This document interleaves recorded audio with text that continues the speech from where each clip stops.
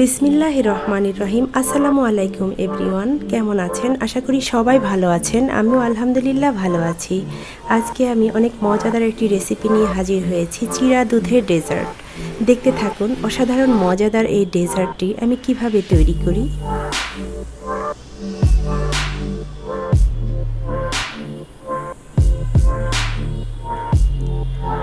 বিসমিল্লাহির রহমানির রহিম। আমি চুলায় একটি কড়াইয়ে 1 লিটার দুধ ঢেলে দিলাম। 1 লিটার দুধকে আমি হাফ লিটার বানিয়ে ঘন করে নিচ্ছি। আমি খেজুরের রস দিয়ে দিচ্ছি 3 টেবিল চামচ। আমি এখানে আর কোনো চিনি দিব না।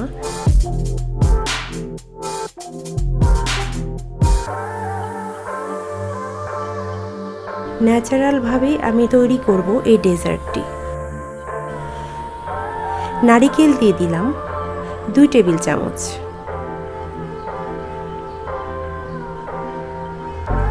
আবারও ভালো করে জাল করে নিচ্ছি। অনেকটাই ঘন হয়ে এসেছে দুধটা।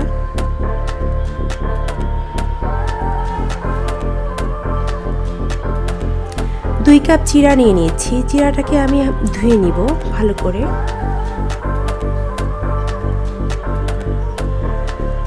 আলতোভাবে চিরাটাকে ধুয়ে নিতে হবে।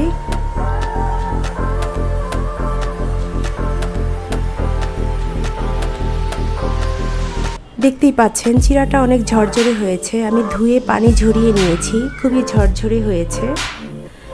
আমি এখন সকল উপকরণগুলো মিশিয়ে নিচ্ছি। একটি বড় বাটিতে চিরাগুলো দিয়ে দিলাম।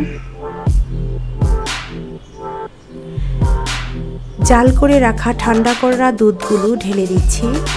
দেখতে পাচ্ছেন দুধগুলো কত ঘন হয়েছে।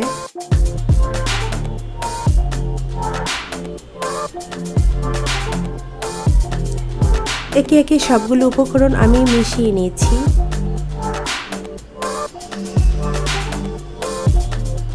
চার 5টি খেজুর আমি ছোট ছোট করে কেটে নিয়েছি।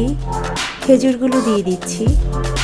2টি কলা আমি কেটে নিয়েছি, কলাও দিয়ে দিচ্ছি।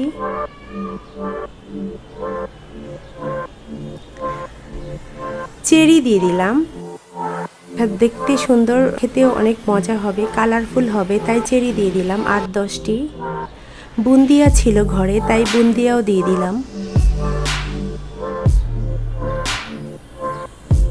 যে কোনো জিনিস সুন্দর করে পরিবেশন করলে তখন দেখতে অনেক সুন্দর লাগে, খেতে অনেক মজাদার। তাই আমি অনেক সুন্দর করে পরিবেশন করে নেব এখন। দেখতেই পাচ্ছেন অসাধারণ দেখতে সুন্দর, এমনকি খেতেও অনেক মজাদার। ন্যাচারাল চিনির স্বাদে অসাধারণ মজার একটি রেসিপি, চিরা দুধের ডেজার্ট। আশা করি সবার ভালো লাগবে। আমার প্রিয় বন্ধুরা, আমার এই রেসিপিটি যদি আপনাদের ভালো লাগে, আমার চ্যানেলটি শেয়ার করবেন, সাবস্ক্রাইব করবেন, আর সবাই নিরাপদে থাকবেন। আল্লাহ হাফেজ। আসসালামু আলাইকুম।